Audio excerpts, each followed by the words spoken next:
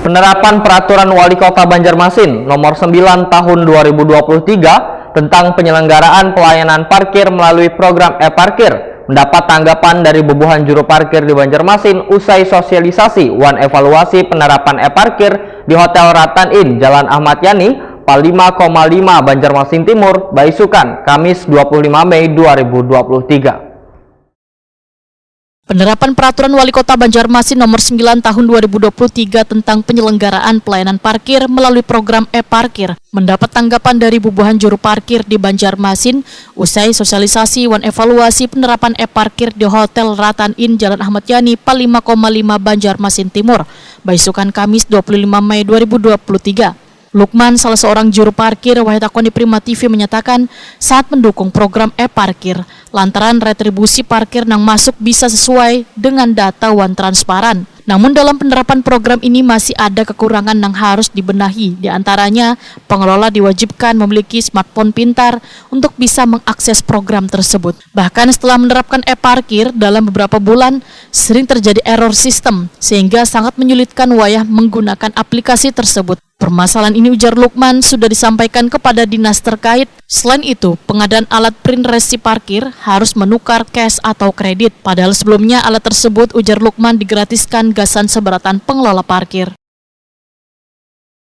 Kalau e-parkir itu kalau ada HP-nya untuk Jepang biasanya itu aja lah. Cuma kan kalau masalah aplikasinya kadang error. Tekanannya mau, tekanannya kada pernah didatangi sama di shopnya. Itu kan mau lagi isuknya, bang kendalanya. Berarti kendalanya di aplikasi bang? Aplikasinya. Pakai data siapa yang bayar? Nah, dengan adanya ini bang, harapan kan sebagai pengelola gimana bang?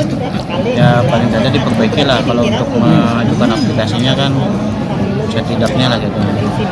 Ini kadang-kadang error, kadang mau, kadang kada gitu. Jadi untuk aplikasinya agar lebih ini bang? Lebih dianukan. Karena dari kita tuh lo bisa akun lo, kadang akun itu keluar sorangan. Manukan password pulang sama kadang passwordnya tuh berubah ya. Menanggapi permasalahan ini, Kepala Dinas Perhubungan Banjarmasin Slamet Begjo memadahkan pengadaan alat print resi parkir merupakan kewenangan pengelola. Untuk mendapatkan alat tersebut, pengelola bisa membelinya secara cash atau mencicil dengan membayar Rp50.000 sabulannya.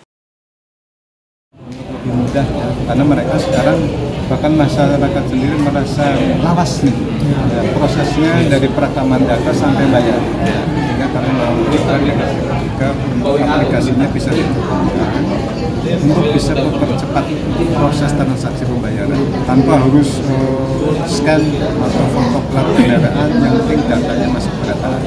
Pak, kalau untuk printer Bluetooth-nya sendiri yang mengeluarkan resi atau printer untuk parkirnya itu dicicil atau siapa yang menyediakan dicicil? Yang jelas nanti biayanya kan dari pengelola pengadaannya porter printer itu dari pengelola. Oh, dari pengelola. Apakah nanti dengan fasilitasi, apakah harus dengan cicil atau harus dengan cash, dengan fasilitasi supaya targetnya tahun ini semua lokasi parkir yang retribusi bisa menggunakan.